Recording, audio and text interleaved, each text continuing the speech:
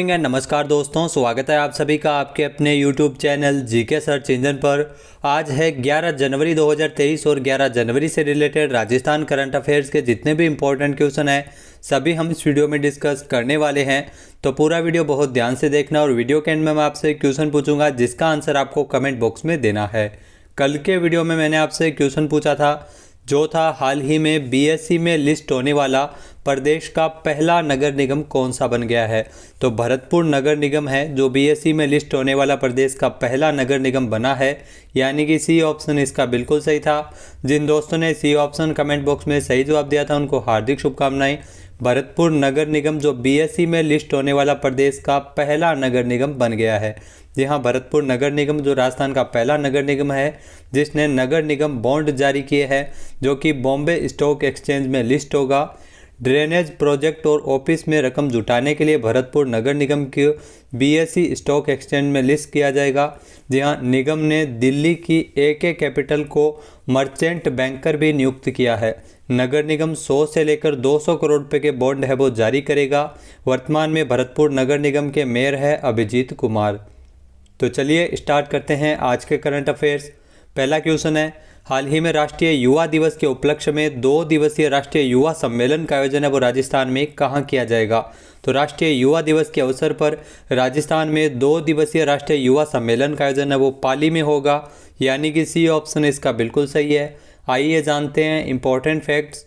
तो शांति और अहिंसा विभाग और युवा मामले एवं खेल विभाग की सहभागिता में राष्ट्रीय युवा दिवस के उपलक्ष्य में राजस्थान में 2 दिवसीय राष्ट्रीय युवा सम्मेलन 11 और 12 जनवरी को पाली जिले में नीमबली रोहट में स्थित जम्बूरी स्थल पर आयोजित किया जा रहा है। तो आपको बता दें कि जो जम्बूरी है वो पाली जिले के रोहट में आयोजित हो रही है और उसी स्थान पर 11 और 12 जनवरी को 2 दिवसीय राष्ट्रीय युवा सम्मेलन राष्ट्रीय युवा दिवस के उपलक्ष्य में आयोजित किया जाएगा। यहाँ पाली में जम्बूरी स्थल पर 11 और 12 जनवरी को ये आयोजित होगा राष्ट्रीय युवा सम्मेलन। लगभग 10,000 प्रतिभागी इस सम्मेलन में हिस्सा लेंगे। शांति और अहिंसा विभाग तथा युवा मामले एवं खेल विभाग की सहभागिता में इसका आयोजन है वो किया जा रहा है। नेक्स्ट है, हाल ही में 8 जनवरी को राजस्थान विश्वविद्यालय का कौन सा स्थापना दिवस मनाया गया था। तो 8 जनवरी को राजस्थान विश्वविद्यालय का 77वां स्थापना दिवस मनाया गया था, यानी कि ए ऑप्शन इसका बिल्कुल सही है। आइए जानते हैं इंपॉर्टेंट फैक्ट्स। तो राजस्थान विश्वविद्यालय का जो 32वां दीक्षांत समारोह है और 77वां स्थापना दिवस 8 जनवरी को यूनिवर्सिटी कन्वोकेशन सेंटर में आयोजित किया गया था। समारोह की अध्यक्षता राज्यपाल और कुलाधिपति कलराज मिश्र के द्वारा की गई थी। वहीं विशिष्ट अतिथि के तौर पर इसमें उच्च शिक्षा मंत्री राजेंद्र सिंह यादव इसमें शामिल हुए थे। इस दौरान राज्यपाल विश्वविद्यालय के नवनिर्मित केंद्रीय पुस्तकालय भवन के सामने स्थित उद्यान में संविधान पार्क का भी शिलान्यास किया गया था। इसके अलावा अगर बात की जाए राजस्थान विश्वविद्यालय की तो इसकी स्थापना स्वतंत्रता से पूर्व जयपुर रियासत के प्रधानमंत्री मिर्जा इस्माइल और उनके उत्तराधिकारी जो वीटी कृष्णमाचार्य ने 8 जनवरी 1947 को राजपूताना विश्वविद्यालय के नाम से जयपुर में स्थापना की थी, जिसे बाद में नाम बदलकर राजस्थान विश्वविद्यालय किया गया था। नेक्स्ट है, राष्ट्रीय विधिक सेवा प्राधिकरण द्वारा जो राजस्थान राज्य विधिक सेवा प्राधिकरण के तत्वावधान में वर्ष 2023 की जो प्रथम राष्ट्रीय लोक अदालत है जिसका आयोजन कब किया जाएगा। तो वर्ष 2023 की जो प्रथम राष्ट्रीय लोक अदालत है जिसका आयोजन वो 11 फरवरी को होगा, यानी कि सी ऑप्शन इसका बिल्कुल सही है। आइए जानते हैं इंपॉर्टेंट फैक्ट्स। तो राष्ट्रीय विधिक सेवा प्राधिकरण द्वारा राजस्थान राज्य विधिक सेवा प्राधिकरण के संयुक्त तत्वावधान में वर्ष 2023 की जो प्रथम राष्ट्रीय लोक अदालत है जिसका आयोजन 11 फरवरी को किया जाएगा। जी हाँ, 11 फरवरी को लोक अदालत आयोजित होगी, इस साल की पहली, जिसमें राजीनामा योग्य फौजदारी दीवानी धारा 138 एनआई एक्ट से संबंधित प्रकरण, राजस्व और कार्यपालक मजिस्ट्रेट के जो यहाँ लंबित प्रकरणों को भी इसमें शामिल किया गया है। इसी के साथ ही जो प्री लिटिगेशन के सभी प्रकृति के प्रकरणों का इसमें निस्तारण किया जाएगा। तो 11 फरवरी को जो 2023 की पहली राष्ट्रीय लोक अदालत का आयोजन किया जाएगा।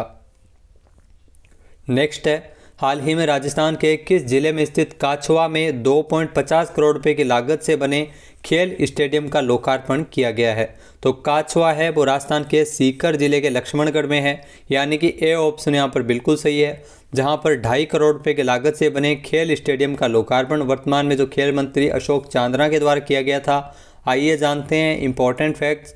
तो खेल एवं युवा मामलात और सूचना एवं जनसंपर्क राज्य मंत्री अशोक चांदना ने 8 जनवरी को सीकर जिले के लक्ष्मणगढ़ क्षेत्र के काछवा में खेल स्टेडियम का लोकार्पण किया है। सीकर के काछवा में 2.5 करोड़ रुपए की लागत से बने स्टेडियम का युवा एवं खेल मंत्री अशोक चांदना और पीसीसी चीफ गोविंद सिंह डोटासरा के द्वारा किया गया था। नेक्स्ट है, राजस्थान के किस जिले की शालिनी गोयल को सृजनात्मक साहित्य पुरस्कारों के तहत कहानी में दूसरा पुरस्कार दिया गया है? तो राजस्थान की जो शालिनी गोयल है, इनका संबंध वो राजस्थान के जोधपुर से है, जिन्हें सृजनात्मक साहित्य पुरस्कारों के तहत कहानी में दूसरा पुरस्कार है वो मिला है, यानी कि सी ऑप्शन इसका बिल्कुल सही है। आइए जानते हैं इंपॉर्टेंट फैक्ट्स। तो सृजनात्मक साहित्य पुरस्कारों का ऐलान किया गया है, जिसमें कहानी के अंतर्गत जो दूसरा पुरस्कार मिला है जोधपुर की शालिनी गोयल को। उनकी कहानी मिठाई के लिए पुरस्कार दिया गया है। इसके अलावा कविता के अंतर्गत दूसरा पुरस्कार रायपुर छत्तीसगढ़ के संजीव ठाकुर को मिला है। उनकी कविता स्त्रियां नदियां होती है, इसके लिए पुरस्कार दिया गया है। ये कहानी और कविताएं पत्रिका समूह के परिशिष्टों में वर्ष 2022 के दौरान प्रकाशित हुई थी। सृजनात्मक साहित्य पुरस्कारों की अगर बात की जाए तो पत्रिका समूह के पुरस्कार है, जिसमें कहानी में पहला पुरस्कार जोधपुर के रविदत्त मोहता को मिला है, जबकि दूसरा पुरस्कार मिला है जोधपुर की शालिनी गोयल को। तो रविदत्त मोहता को गुमशुदा कहानी के लिए, इसके अलावा जो कविता में पहला पुरस्कार बूंदी के दिनेश विजयवर्गीय की जो कविता है 80 पार के बुजुर्ग को दिया गया है। पत्रिका समूह के वार्षिक सृजनात्मक साहित्य पुरस्कार 8 जनवरी 2023 को आयोजित समारोह के दौरान इसका ऐलान किया गया था। इसी अवसर पर 32वें पंडित जाबरमल शर्मा स्मृति व्याख्यान माला में मुख्य वक्ता, लेखक एवं वरिष्ठ पत्रकार और केंद्रीय सूचना आयुक्त उदय माहुरकर इसमें मुख्य वक्ता थे। नेक्स्ट है, हाल ही में राजस्थान सरकार के उद्योग एवं वाणिज्य विभाग के फ्लैगशिप कार्यक्रम मिशन निर्यातक बनों के तहत किस जिले में 11 जनवरी को प्रशिक्षण आयोजित किया जा रहा है? तो 11 जनवरी से नागौर में प्रशिक्षण सत्र आयोजित किया जा रहा है, यानी कि ए ऑप्शन इसका बिल्कुल सही है। मिशन निर्यातक बनों के तहत नागौर में 11 जनवरी को यह प्रशिक्षण सत्र आयोजित किया जाएगा। आइए जानते हैं इंपॉर्टेंट फैक्ट्स। तो राजस्थान सरकार के उद्योग एवं वाणिज्य विभाग के फ्लैगशिप कार्यक्रम मिशन निर्यातक बनो, ये ध्यान रखना, मिशन निर्यातक बनो जो राजस्थान सरकार का फ्लैगशिप कार्यक्रम है, इसी मिशन के तहत नागौर में 11 जनवरी को प्रशिक्षण सत्र आयोजित किया जाएगा। यहाँ जिला उद्योग एवं केंद्र के वाणिज्य महाप्रबंधक बजरंग सागवा के अनुसार इस कार्यक्रम में नागौर के उद्यमियों को अपने उत्पादों के निर्यात के प्रति प्रोत्साहित किया जाएगा। राजस्थान निर्यात संवर्धन परिषद और उद्योग एवं वाणिज्य विभाग की ओर से आयोजित इस कार्यक्रम में विषय विशेषज्ञ इच्छुक निर्यातकों को निर्यात से संबंधित योजना और नियमों की पूरी जानकारी देंगे। साथ ही साथ निर्यात के लिए लाइसेंस और पंजीयन प्रक्रिया की कार्यवाही भी इसमें की जाएगी। नेक्स्ट है, हाल ही में राजस्थान से किसे para sports person of the year का पुरस्कार मिला है? तो राजस्थान से para sports person of the year का पुरस्कार दिया गया था अवनी लेखरा को, यानी कि बी ऑप्शन यहाँ पर बिल्कुल सही है। आइए जानते हैं इंपॉर्टेंट फैक्ट्स। तो अवनी लेखरा, जिनको para sports person of the year का पुरस्कार मिला है, फिक्की टर्फ 2022 और इंडिया स्पोर्ट्स अवार्ड्स में टोक्यो 2020 पैरालंपिक में 2 पदक जीतने वाली अवनी लेखरा को para sports person of the year के रूप में चुना है। फिक्की यानी federation of Indian chamber of commerce and industry की ओर से पुरस्कार दिया गया है। अवनी लेखरा के अलावा पूर्व रणजी क्रिकेटर सरकार तलवार को life time achievement award of the year के पुरस्कार से सम्मानित किया है। इसके अलावा श्रेय काद्यान को special sportsman of the year के रूप में चुना गया था। नेक्स्ट है, हाल ही में किस जिले के जो पायलट प्रोजेक्ट सेव का शुभारंभ किया गया था? तो जो सेव पायलट प्रोजेक्ट है वो अलवर में इसका शुभारंभ किया गया है, यानी कि बी ऑप्शन इसका बिल्कुल सही है। आइए जानते हैं इंपॉर्टेंट फैक्ट्स। तो सामाजिक न्याय एवं अधिकारिता मंत्री टीकाराम जूली के द्वारा सामाजिक न्याय एवं अधिकारिता विभाग और यूनिसेफ राजस्थान के संयुक्त तत्वावधान में, ये ध्यान रखना, यूनिसेफ के राजस्थान के संयुक्त तत्वावधान में राजस्थान के अलवर जिले से पायलट प्रोजेक्ट के तौर पर नवाचार safety against violence and exploitation of children यानी सेव का शुभारंभ है, वो अलवर जिले से पायलट प्रोजेक्ट के रूप में अलवर के प्रताप ऑडिटोरियम में इसका शुभारंभ किया गया था। विभाग और यूनिसेफ द्वारा नवाचार safety against violence and exploitation of children का जो पायलट प्रोजेक्ट के आधार पर अलवर जिले से इसका शुभारंभ हुआ था। सेव नवाचार का जो मुख्य उद्देश्य बच्चों के सर्वांगीण विकास के लिए सभी प्रकार की मूलभूत सुविधाएं उपलब्ध करवाना है। पालनहार आमुखीकरण कार्यशाला का जो सामाजिक न्याय अधिकारिता मंत्री ने हाल ही में शुभारंभ भी किया था। नेक्स्ट है, हाल ही में किसके द्वारा लिखित पुस्तक roller coaster and affair with banking का विमोचन किया गया है। तो ये पुस्तक लिखी है तमाल बंदोपाध्याय ने, यानी कि सी ऑप्शन इसका बिल्कुल सही है। जो आपको तस्वीर में दिखाई दे रहे हैं तमाल बंदोपाध्याय, इनकी पुस्तक है जिसका नाम है roller coaster and affair with banking. तो यहाँ से एग्जाम में क्वेश्चन बुक से एक क्वेश्चन जरूर पूछा जाएगा, तो ये आपके लिए महत्वपूर्ण हो जाएगा। तमाल बंदोपाध्याय जिनकी पुस्तक का विमोचन हाल ही में हुआ था। आइए जानते हैं इंपॉर्टेंट फैक्ट्स। तो roller coaster and affair with banking पुस्तक का विमोचन किया गया है। यह पुस्तक पत्रकार तमाल बंदोपाध्याय द्वारा लिखी गई है। यह पुस्तक भारत के वाणिज्यिक और केंद्रीय बैंकरों के जीवन का वर्णन करती है।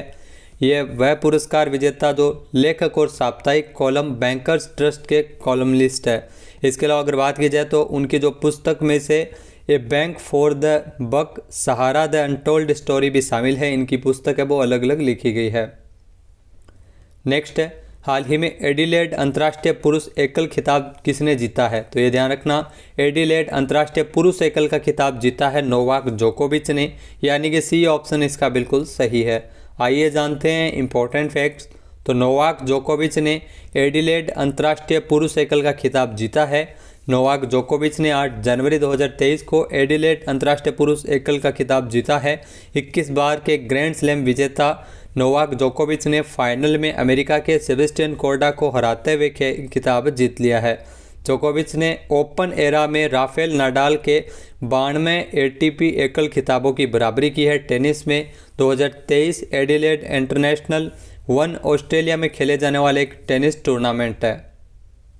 अब बात कर लेते हैं आज के हमारे क्विज की। तो आज का हमारा क्विज है, हाल ही में राजस्थान के जयपुर, जोधपुर और उदयपुर में 5G इंटरनेट सेवाओं की शुरुआत कब से की गई है? एक बार फिर से सुनिएगा, राजस्थान के जयपुर, जोधपुर और उदयपुर में 5G इंटरनेट सेवाओं की शुरुआत कब से हुई है? इसका सही आंसर आपको कमेंट बॉक्स में देना है। और अगर ये वीडियो आपको पसंद आए तो इसे लाइक और शेयर करना बिल्कुल न भूलिएगा। साथ ही साथ हमारे चैनल पे अगर आपने अब तक सब्सक्राइब नहीं किया है तो अभी सब्सक्राइब बटन पर क्लिक करें। इस वीडियो की जो PDF फाइल है वो आप वीडियो के डिस्क्रिप्शन बॉक्स से डाउनलोड कर सकते हैं और इस क्वेश्चन का आंसर आप वोट करके भी कर सकते हैं। वीडियो देखने के लिए धन्यवाद। जय हिंद, जय भारत, जय राजस्थान।